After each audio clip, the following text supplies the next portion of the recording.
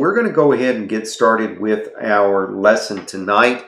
And like I said, if you're joining us for the first time, or if you've been joining us the last couple of weeks and you've been thinking, hey, you know what, I want lesson material on this, if you will somehow get a hold of me either by messenger or email or text message, and let me know, I can send you some lesson material that we are looking at, which is Under the Sun. Okay, so we are finally up to lesson number 10 tonight. And I don't think that we're going to get through this entire lesson tonight. As a matter of fact, I'm hoping that we're going to get through at least part of it tonight, and then we're going to go on and we're going to continue to take a look at the rest of it, if finished up next week or even the week after that, because hey, what else we got to do, right? But when we take a look at this lesson is a little bit more different than what we've looked at, because a lot of what we've looked at is kind of works with what we've been doing on Facebook, because there's more of me talking and less of the questions to take a look at.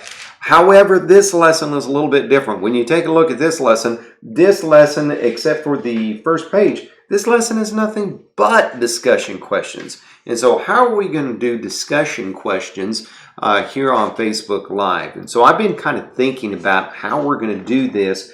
And as we start to get into the discussion portion of it, hopefully you have already gone and looked at the scripture. Hopefully you've already gone and at least read through the discussion questions and gotten an idea. And so when we hit that discussion question, I'm going to read the discussion question, and then I'm going to go over and I'm going to start to read the proverb, and then I'm going to start to talk about it. And then, by that time, because remember, we're about 20-25 seconds delayed. So if as soon as I start to read the question, if you've got a good answer for it, put it in the comment blank or text it to Shannon or something like that. And so, we can at least start to take a look at these discussion questions. It would have been better if we would have all been in a room together, where we could have, heard each other, bounced ideas off of one another and everything like that. But, unfortunately, this is just what we're going to have to do. With the Lord's Spirit, with His grace, it'll be good, and we can get something from it. So as soon as I hit that discussion question, be sure that you've got your answers ready to go.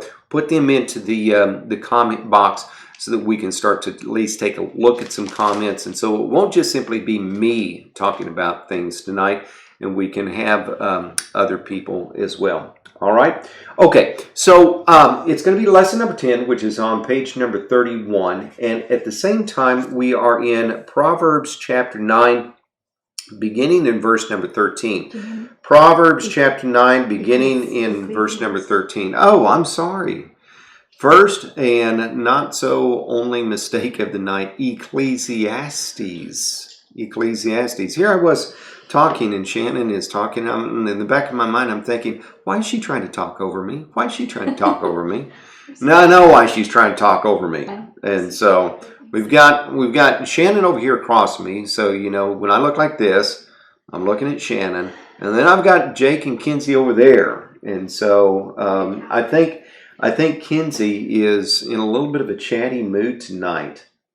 So yeah, so we've got the director and the gallery who are going to be talking about things. Okay, all right, so let's get back into this. So in chapter 9, beginning in verse number 13, this is before we actually get into the Proverbs.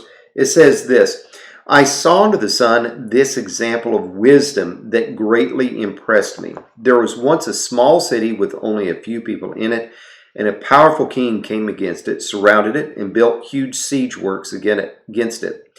Now there lived in that city a man, poor but wise, and he saved the city by his wisdom. But no one remembered that poor man. So I said, wisdom is better than strength, but the poor man's wisdom is despised. His words are no longer heeded. Now, before we get into Proverbs and start to take a look at that, what we see here is this is more or less just kind of a discussion about, let me say, an appeal. There's the word I was looking for. It's kind of an appeal for wisdom. And so, if you take a look at your Bible study literature there, what we see is that before Solomon gets into these wisdoms, he gives this appeal by reflecting on a story that he observed. Now, Solomon, he was a very wise king, and he was a very successful king as far as a political figure goes. But Solomon really didn't have a lot of his successes with military action. David did, but Solomon really used wisdom in order to expand his kingdom. And so in all of this work that he had done in his life, he saw something that really impressed him. Maybe it was a story he heard, maybe it was something that he observed himself. But there was this powerful king that laid siege to a city. And who knows, maybe that was David, his father. Maybe that was he himself or something.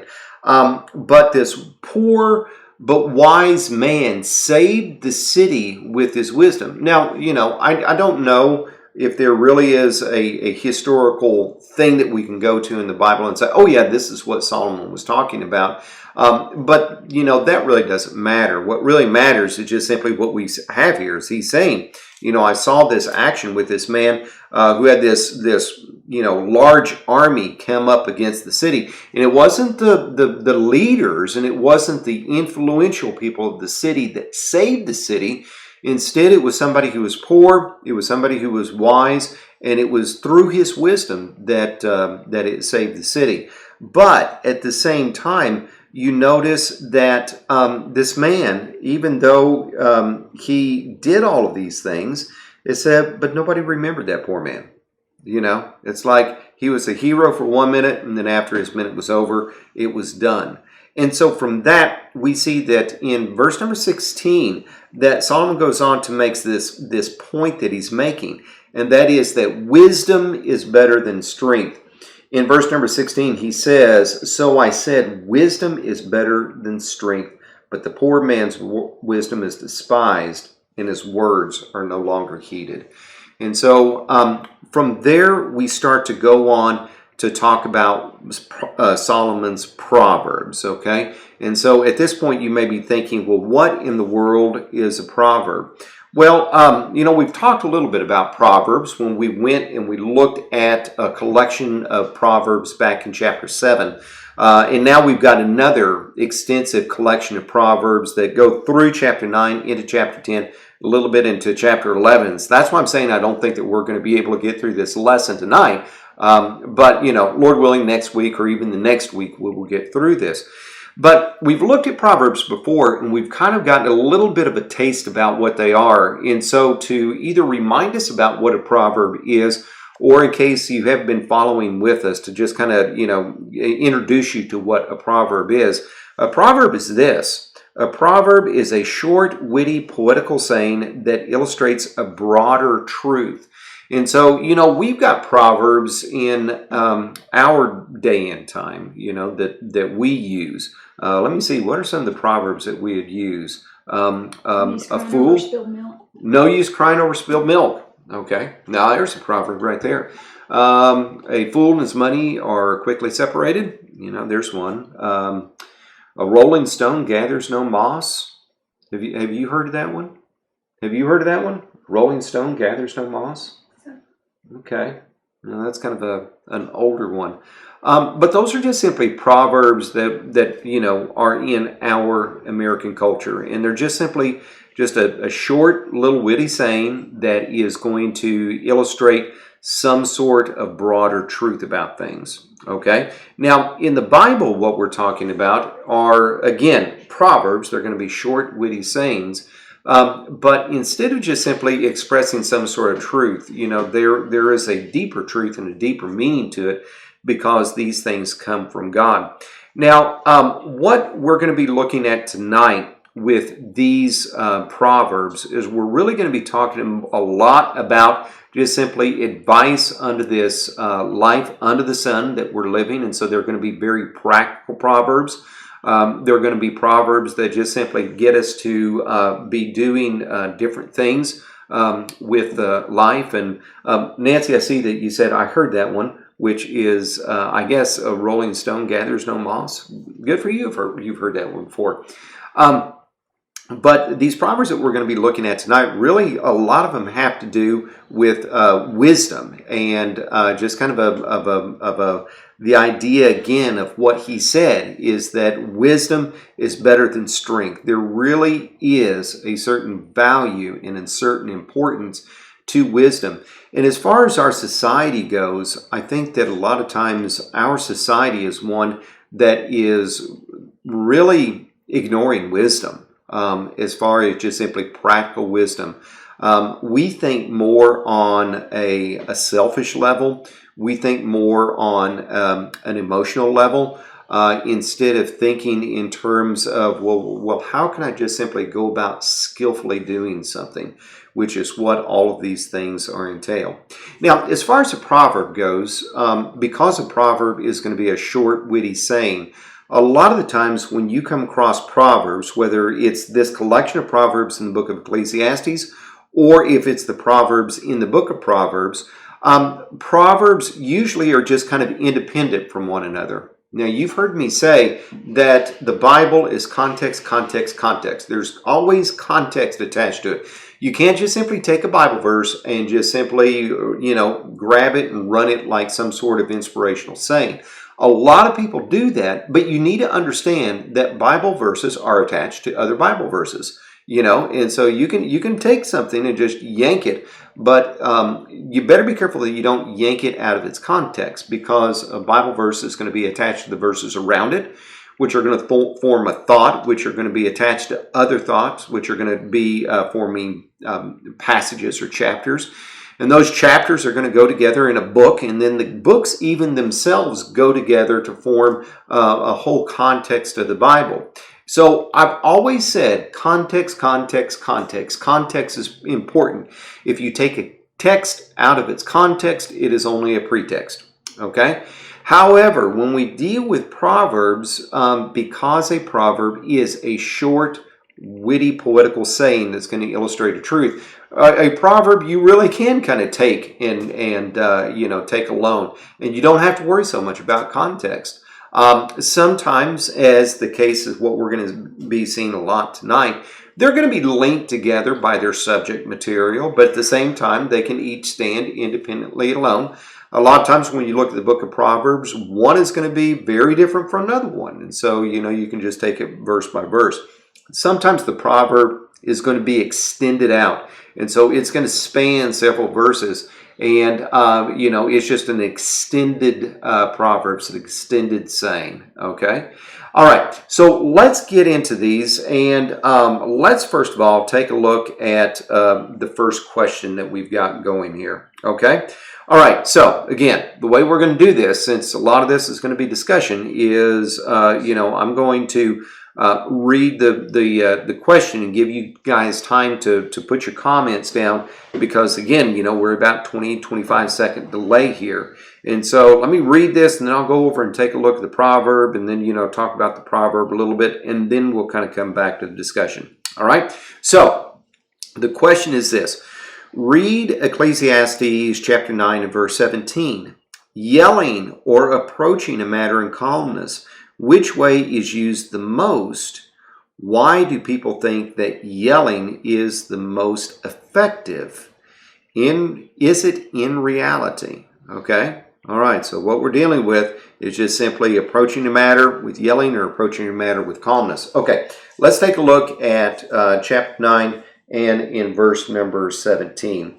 So as this says, the quiet words of the wise are more to be heeded than the shouts of a ruler of fools. Okay, so when you take a look at this proverb, you notice that there's some contrasts that are there. You see that quiet words are going to be contrasted with shouts, right? They're going to be opposites to one another.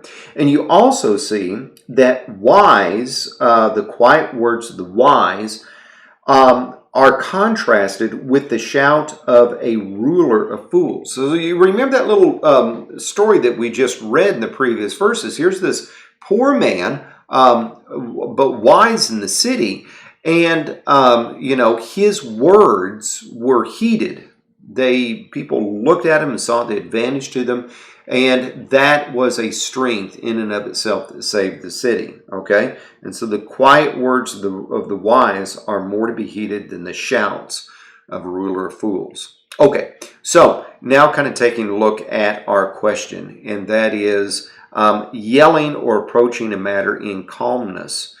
Which way is used the most? What do you think? What do people oftentimes do? Do you think that when the situation is tense, when there's trouble coming, how do you think people oftentimes respond? Do you think that they respond angrily?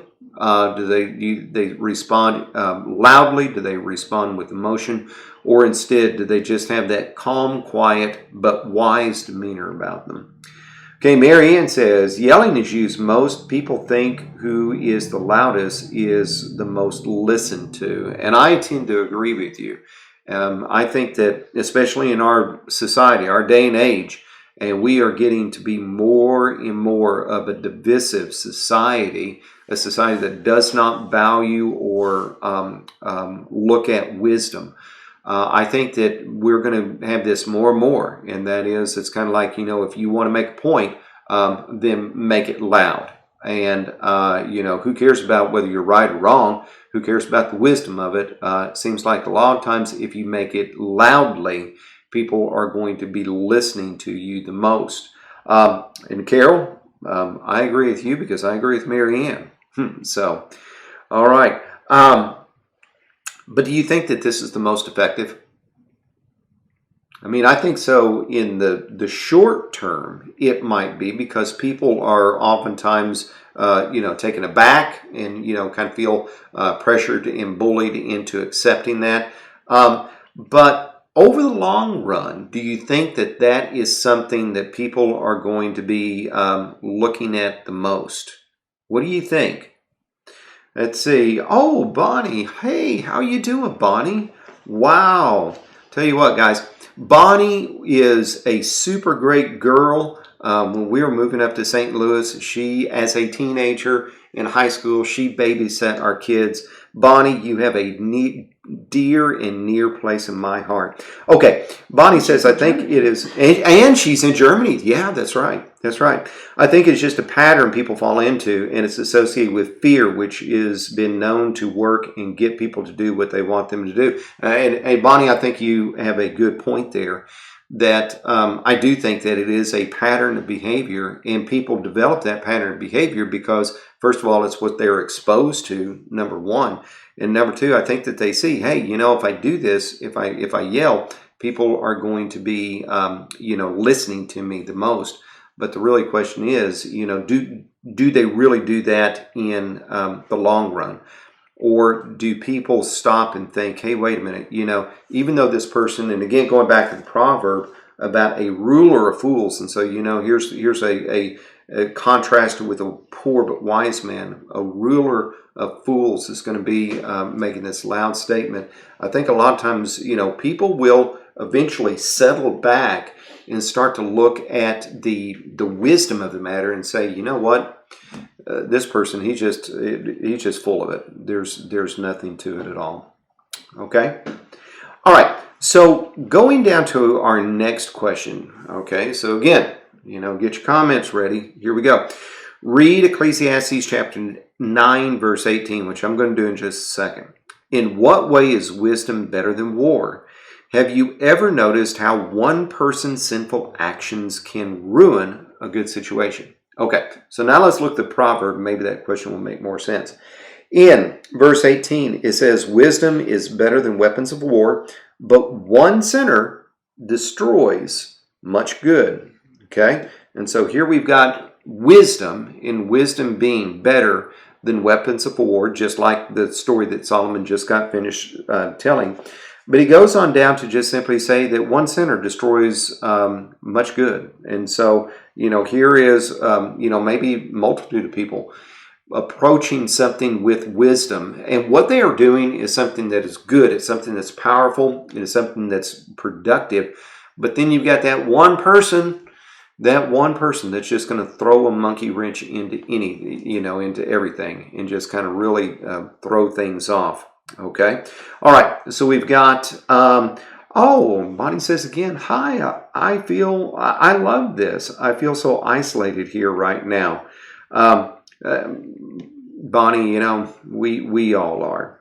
I think sincere diplomacy is coated with calmness. So I do think that this approach is the most desired.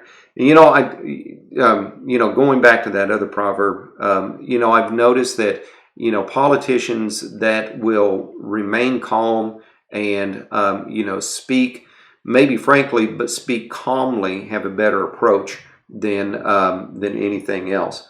Okay, so now going back to this proverb that we're talking about, this question in verse number 18. Figuring out a solution or compromise keeps peace. And I think so. When you're talking about dealing with people, dealing with life under the sun, a lot of times we do need to figure out a way to work together, basically what it's talking about. And, that does kind of keep the peace. But what do you think about that last part, though, of the sinner, that one dissenter destroys much good? Okay. Anybody got any comments on that? You probably, maybe you can think of a specific thing in your life, or maybe you just kind of know that it's happened to you before. It seems like before, and I can't think of a example, but I'm not going to go into a long, boring story about it. But I've seen before where I've gone and had something that was really good. I mean, something that was going to really do good for a lot of people. It was working out. It was, everything seemed to be falling into place. And then all of a sudden there's that one person that likes to go in and argue, the one person that likes to complain, the one person that likes to raise a fuss, the one person that just destroys everything, and they usually have some sort of selfish motive that's attached to it. I've seen that before in my own life. I'm sure that you have too. Let me see. Do we have any other comments here? No? All right. Shannon, you got any comments? Kinsey, you got any comments? You're pretty quiet over there. She was very talkative earlier. You want to say hi to Bonnie? Hi, Bonnie. All right. Okay. Okay, so moving on to chapter 10 and verse number 1. So even though there's a chapter break there, in verse number, between chapter 9 and chapter 10, again, we're really talking about Proverbs here, okay? And I think it just kind of goes right through it. And as a matter of fact, talking about that one sinner destroying much good, if you take a look at chapter 10 and verse 1, in fact, taking a look at our question here, it says, read Ecclesiastes chapter 10 and verse 1. Is there anything in this verse that can be applied to Solomon? If Solomon's story would have stopped at the end of 1 Kings chapter 10, what would your opinion be of him like? Does this verse make us think about the consistency in our own lives? Okay. Now, and Bonnie says hi back. So take a look at chapter 10 and verse number 1. It says this, as dead flies give perfume a bad smell, so a little folly outweighs wisdom and honor. Okay.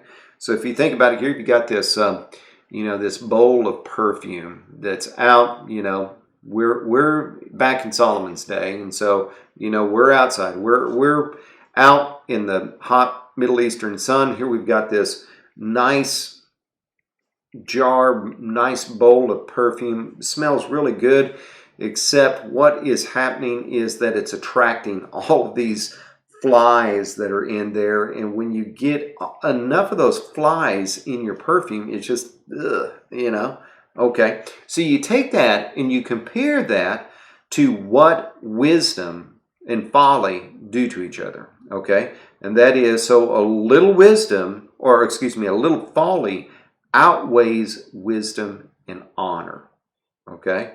And so just like you get a couple of flies in your perfume, it destroys it, then it doesn't take very much folly to get into wisdom to destroy it too. Okay, now looking at Solomon's life and going back to the question here, and that is there anything in this verse that can be applied to Solomon? That is, if Solomon's story would have stopped at the end of 1 Kings chapter 10, what would your opinion of him be like? You know, we've actually talked about this quite a bit in the book of Ecclesiastes, and that is Solomon started out a very godly king, a very good king, very wise king. But, you know, we get into chapter 11, and then all of a sudden we see that the women that Solomon loved more than the Lord, and there's the distinction there. You know, I think that Solomon did love God, but there was more of a love for these women that were no good for him. And because they led his heart astray, and he erected idolatrous temples for them right there in Jerusalem. And because of that, God judged him. And so if you think about it, you know, Solomon had a long period of his life where he was a very good king and very godly man. But that one thing, well, I won't say one thing, but those things that he did towards the end of it just simply kind of destroyed his legacy. Okay? And so what does this verse make us think about the consistency in our own lives? Okay? Anybody got any comments about this as we look on down in it? You know, I think that this is really important for us to remember as far as our Christian testimony goes. You know, some people will, you know, kind of think that, hey, you know, if I do 2 good things right and 1 bad thing wrong, then I'm on top, and that you know, I'm really getting somewhere. But in all actuality, as far as the Christian testimony, the effectiveness of our lives go, it really doesn't work that way. It really takes a consistency, and it takes quite a bit of just simply living a godly life. And, you know, it doesn't take very much ungodliness in it to really hurt and hinder our testimony for a lot of different people. And the same is true with wisdom, you know, as far as just simply the reputation that we have with other people. You know, we can do things pretty good and right. We can have some pretty good advice out to us. But what are the things that people are going to remember? Are they going to remember the right good things and advice in our lives? Or are they going to remember the things that we really messed up with, right? Especially a non-Christian. Especially a non-Christian with our, you know, really getting back to our testimony. Yeah. Absolutely, absolutely. And especially if they're looking for it. You know, we were talking about that earlier, is that, you know, it seems like there's going to be some people that are looking for Christians to make mistakes because they want Christians to make mistakes, you know. And so, you know, as far as consistency goes, you know, we really need to have consistency about us. Okay? All right. So let's go on to the next verse, which is actually the next 2 verses. You just got a comment. Oh, got a comment. Okay. I think we have a lot of variety in my life. I think that makes me a fly in some people's lives, but I just tend to find the good in people no matter what. I might not be the best Christian, but I do struggle to shut out the dark. Well, Bonnie, what we're talking about is we're not talking about people being flies or anything like that. You know, and the real thing is that we've got to remember, you know, that we've all got sin attached to us in our lives. You know, we are all sinners in that regard. But as far as, you know, the effect of life, and he's drawn a comparison here of as flies give perfume and bad smell, so little folly in our own lives outweighs the wisdom and honor in our own lives. And so, you know, we're talking about something that is in and of ourselves. Okay? All right, so moving on to take a look at the next 2 verses. So verse 2 and 3 kind of go hand in hand together. So we're going to take a look at them together. But reading the question, does this have anything to do with our modern political situation? Okay, now, stopping right there, let's read this and you're going to understand what my comment of this is, okay? So in verse number 2, it says, the heart of the wise inclines to the right, but the heart of the fool to the left. Okay? You know, I think that a lot of people who are, you know, conservatives will love this verse and say, there it is right there. There's biblical justification for being a conservative. And that is that the heart of the wise is going to incline to the right. The fool isn't going to incline to the left. But you got to understand that Solomon is not talking about politicals right and left here, especially in the year 2020. It does not have anything to do with that. As a matter of fact, it goes on to say, even as he walks down the road, the fool lacks sense and shows everyone how stupid he is. And so what we're talking about is just simply one way to another. And that is that, you got one way, which we're going to say the right is, a way of wisdom. We've got a way of the left, which is a way of foolishness. And I don't think that really, the right and the left have anything to do with it other than just simply, you got contrast of this way, you got contrast that way. Got contrast this way, you got right in people who are going, or wisdom, excuse me. You got to contrast this the opposite way, which is going to be folly over here. And people really are going to be breaking about it either way. Okay, so does this have anything to do with our modern political situation? Well, not really. But it's really talking about how people are going to be breaking one way or another. What you don't see in this verse. Oh, wow. Okay. My future son-in-law. Ooh. Okay, you talk about that fly in the ointment. Wow. Okay. Left-handed people are foolish. You know who's left-handed, don't you? It's not me. I got it's Shannon, future mother-in-law. You think you're really gonna you think you're really gonna be fed over here anymore? Somebody just did. I think not. To tell you the truth, I kind of wondered about that with the right hand and the left hand, and I think that the reason why right is picked with wisdom and left is picked with foolishness is just simply because there's more people who are right-handed, and so obviously that's just the prominent way. I think people in the old days who were left-handed were thought of just doing things backwards. People in the old days thought of things being backwards. Okay, Olga. Yeah, Olga. All my family left-handed people. That's right. Yep. Mm-hmm. Yeah. For a while there, Olga, we had more left-handed people at Friends in Faith than we had right-handed people. So, but okay. Getting back to the question here. Oh, amen. All right. Okay. So getting back to the question here, remember what we're talking about is just simply what you see is, wise one way, foolish the other way. What you don't see is down the middle. Okay. And really, if you think about it in life, you're going to have some people who are going to be wise going one way, foolish people going another way, but you really don't see people very much, in the middle, so to speak. It's either people are going to be doing things that are in wisdom, people are going to be doing things in foolishness. And so, looking at this, can you think of examples that will apply? Okay. Bonnie, you can't be a fool. That's funny. All right.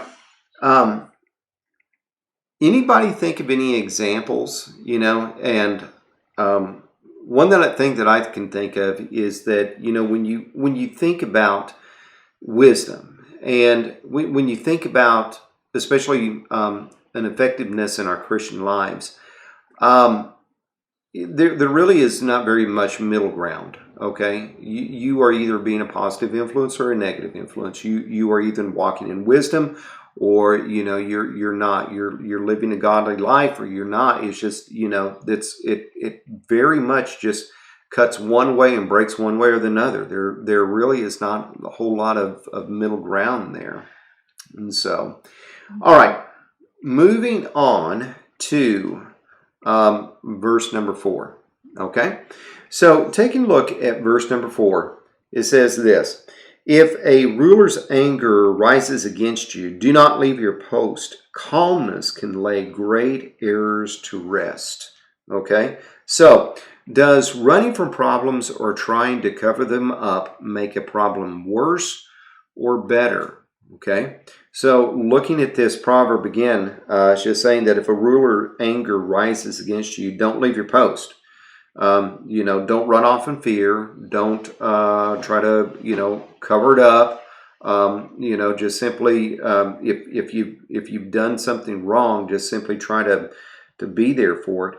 I'm sure that Solomon as being king, I'm sure that he probably saw this quite a bit in his life from the other end of it, and that is that he's a ruler and he has an advisor that does something foolish. Since we're talking about wisdom and foolishness here, and because they're afraid of the king, they act very rashly, and maybe they take off and run, or maybe they try to cover things up, or whatever it is. When really what they should have done is just simply remain calm, remain collective, and just simply ride through the storm. And that calmness can lay great errors to rest. And so the question that we've got here is, does running from problems or trying to cover them up make a problem worse or better? Marianne says worse, of course. And it really does. When we've done something that's wrong, a lot of times what we want to do, especially if we get in trouble for it, what we want to do is we want to, run from the situation, hide from the situation, and try to cover it up. When really what we need to be doing is just have a calmness about it and own up to it and just say, yeah, you know what, I did this.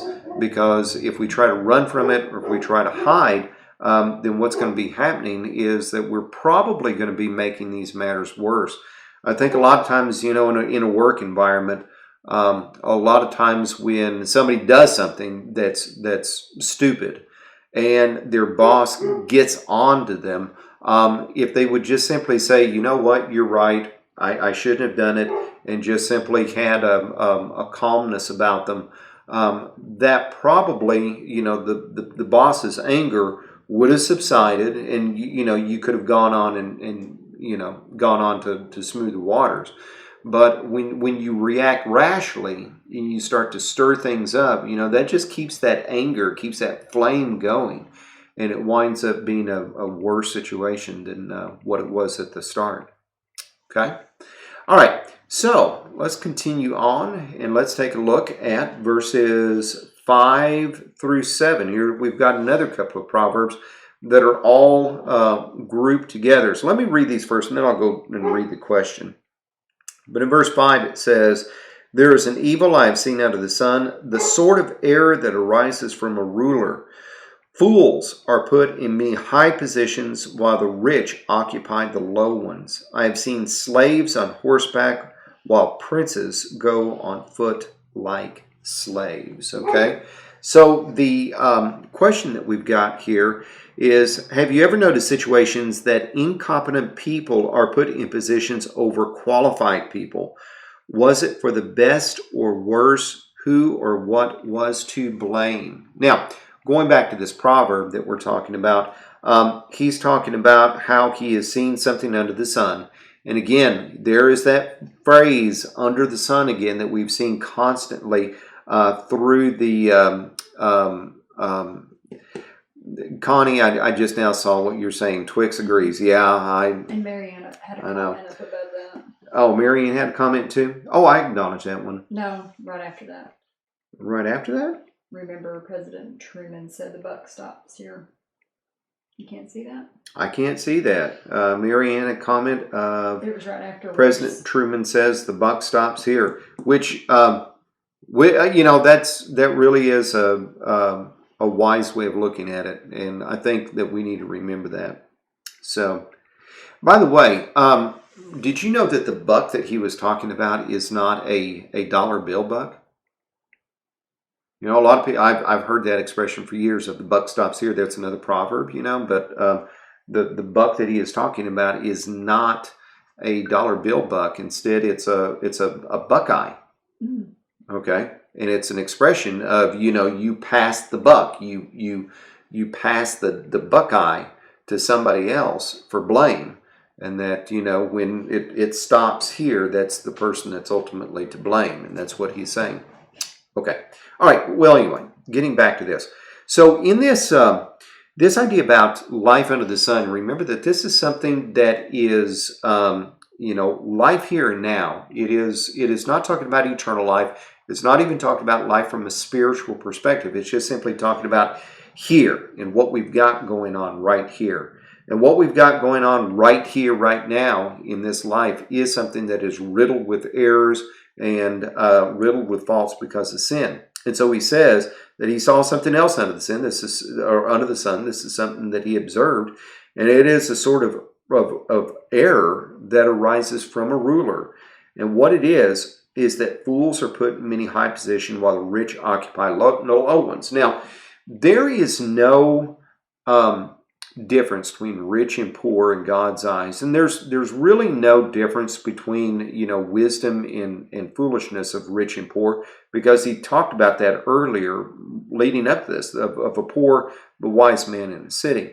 But oftentimes in their day and age, the people that would have been in rulership, leadership positions, would have been people who were, well off, and the people who would have been subservient position would have been lower status, socioeconomic status. And so he says that he saw in a reverse of it occasionally, and that is the people that should have been ruling were not ruling, and the people that should not have been ruling were ruling. I think that that's really what he's driving at here, about fools being in high positions and slaves being on horseback, okay, because that parallels. And the idea about the rich occupying the low ones, and that is that the princes are going on foot, okay? And so people who should be in leadership positions are not. The people that should not be in leadership positions are. And if you think about it, that is something that is a really bad situation that occurs, and it does. So is it for the better or is it for the worst? Anybody have any ideas about that? Of course, I think that the answer is pretty obvious. It is for the worse. I mean, when you have people who have no business whatsoever, who are in leadership positions, then you can tell, if you've got somebody who is foolish that is leading somebody, whatever that somebody is, then you're going to wind up in a very bad position eventually, whatever it is. I mean, if a fool is leading people, then he's going to just simply lead them into foolishness. And so, you've got a situation where people are qualified and they really don't have anything to, go for it. And so who or what is to blame in that kind of situation? Now, notice that he said up in verse number 5 that this is the sort of error that arises from a ruler, okay? It is somebody who is up here, okay? Here, let me change over to blue. Somebody who's up here, right? And what he's doing is he's looking and saying, okay, who am I going to put here? And therefore, this person is going to be over all of these others, right? Whoops. Okay. If this guy does not select this guy good, then where are all these people going to go? Well, they're going to be in bad shape, aren't they? Okay. And so this guy up here is going to be the one that is ultimately to blame for this guy, somebody who is in a leadership position that has no business being in a leadership position, right? Okay. So if it's anybody's fault, it's this guy right here. But since he is the one that's in charge, who's going to really blame him, right? Who's going to get onto him unless he has a higher up? All right. Let's take a look at just a couple of others tonight, and then we're going to kind of call it quits. But let's take a look at verses 8 and 9, okay? So in verse 8 and verse 9, it says this: It says, whoever digs a pit may fall into it. Whoever breaks through a wall may be bitten by a snake. Whoever quarries stones may be injured by them. Whoever splits logs may be endangered by them. And we look at that and we go, what in the world is that talking about? Okay. So looking at our question here, it says, can I give you one you don't have? yeah. Sharon says, sometimes there are situations we don't realize that they are bad choices. I think going back to it. Yeah, now that is true. There's sometimes that, somebody, kind of going back over here, this person right here is looking at what this person's going to be. And so, he thinks he's got the best candidate, but it turns out that it's not the best candidate. And then, then everybody's in a mess, so to speak. Okay. All right.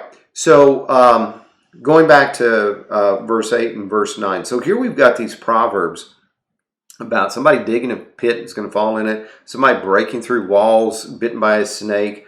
If he splits logs, he's going to be injured by them. He's going to quarry stones, he's going to be damaged. What in the world is all of that talking about? Well, looking at the questions here that maybe you can put in here is this. Do you see these actions as describing possible consequences for risky actions? Is this advising not to do these actions or to warn us of possible outcomes? What are the things that would apply today? Okay. And so when you look at these, you think about in verse number 8, whoever digs a pit is going to fall into it. If you think about the logic of this, there is an obvious logic. If you go out and you dig a hole, all right, there's a chance that you or someone else is going to fall into the hole, right? That's obvious. I mean, it's there, and since it's there, it might happen. Okay. Now, as far as in verse number 8, whoever breaks through a wall may be bitten by a snake. We may not quite, understand that. But if you think about a wall in those days and times that would have been built out of rocks or maybe mud, adobe brick, snakes would have a tendency to get into the nooks and the crannies of the rocks to get out of the heat. Okay, and so if you're going and you're trying to tear down or break through a wall and you're yanking rocks and yanking mud and everything like that, there is a chance that you are going to reach in there and you are going to get bitten by a snake. Okay, all right. There in verse number 9, whoever quarries stones may be injured by them. Well, I think that we can understand that. If you're going to go out and start to quarry stones and, get them, break them apart, cut them down to size, load them up, there's a chance that you're going to be injured in that work. And the same way is that if whoever is splitting logs may be endangered by them, there are such things, logging accidents. Okay, so these are just kind of obviously a statement of facts of what's going to happen. It's just kind of consequence and action and consequence. So do you see these as describing possible consequences for risky actions? I think that it is. Do you see Marianne's comment? Marianne's comment is, it doesn't say not to do them. And Marianne, I think that you're right. Is it advising not to do these actions or warn us of possible outcomes? I think that it's not saying don't do these things, because there are times that you have to go and you have to dig through a wall. There are times that you have to dig a pit. There are times that you have to go and quarry stones or split logs. But you have to understand that there are possible outcomes that are negative, right? And so when we apply this today, we need to understand that, there are things that we do that maybe we should do, maybe we need to do them, but there are going to be some potential risky outcomes for them as well. There may be some things that we've got to look at and say, especially with this, with the day and age that we live with, the virus and everything, do I need to go to the store? Well, if you're not, if you want to eat, I guess you could try Instacart, but there's going to be things that maybe you need to do, right? And so, but at the same time, you need to understand that there are risks and consequences for those as well. And so, does that mean that you shouldn't do that? No, it means that you just have to understand and be careful, as careful as you can be. And at the same time, if it happens, it just, have to understand that, it just happens. That is just simply life under the sun. And so, and again, it's not saying that we should just simply, shut down and not do anything. It means that we need to understand that the things that we do can have an adverse impact on our own lives. It can have an adverse impact on the lives of others too. And so because of that, don't you see how it is very important for us to try to use wisdom to the best of our abilities, okay? And kind of drawing back to, what we're talking about here with the whole section of Solomon's Proverbs is that idea about here is wisdom. And wisdom really does have a strength to it. It has a very unique value to it. But at the same time, it's something that I think is very much underappreciated in our lives and in our society today. But at the same time, we need to understand, hey, we can be wise. At least we can be wiser. We're never going to be the wisest. It doesn't work that way. We're always going to have some sort of foolishness about us. But the idea is that we need to be increasing in our wisdom, and how do we do that? Well, we start off by looking at the Word of God, and we understand that its wisdom is supreme to us in our lives. Okay? All right. So, Vicki, I'm glad that you're here with us tonight. And Lolitz, glad that you're here with us as well. God bless you. And everybody else who's in here. What's that? Marianne had a comment that she thinks it's a warning, and then Olga said, we should not do harm to anybody. Right. You're not seeing all of them. Olga, we should be careful not to harm anybody. And I think that that's another thing about what this is talking about as far as, digging a pit. You got to understand when you dig a pit, you or somebody else could fall into it. And so, when we do things, again, that's why we've got to have a little bit of wisdom about us and have a little bit of insight of saying, hey, you know what? How is this going to affect somebody else? Is this going to be something that's going to harm somebody else? And certainly if it's going to be something that harms somebody else, we need to sit back and stop to think, well, does that mean that we're doing something selfishly? And maybe reverse action on our course. Okay? All right, well, we're going to call it quits right there tonight. And again, we're going to continue on with our study in the book of Proverbs next week. Oh, I did it again. Here, I've got Proverbs on my brain. A book of Ecclesiastes. We're going to continue that next week. And again, if you want our lesson material, if you want to send me some sort of message or email or something, I'll be happy to email something to you so that you can keep up. We're in lesson number 10, so we've only got to finish up lesson number 10, lesson number 11, lesson number 12. So we're going to be done with this in the next 3 or 4 weeks, Lord willing. Okay? All right. Well, I appreciate everybody's attention tonight and appreciate your comments. And I hope that, you can stay safe and healthy and happy. And may the Lord bless you. Okay? All right. See you next week.